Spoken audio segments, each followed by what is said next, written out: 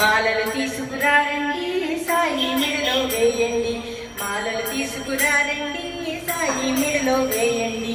బంతి చామంతి పూల మాలలు కట్టండి, మాల మధ్యలలోన మనసు నుంచండి, మీరు మాల మధ్యలలోన మనసు నుంచండి. జాజి సన్నా జాజి పూలను పట్టండి, జాజి సన్నా జాజి పూలను పట్టండి. పూలన్నీ సాయి పైన అభిషేకించండి, మీరు పూలన్నీ సాయి పైన అభిషేకించండి.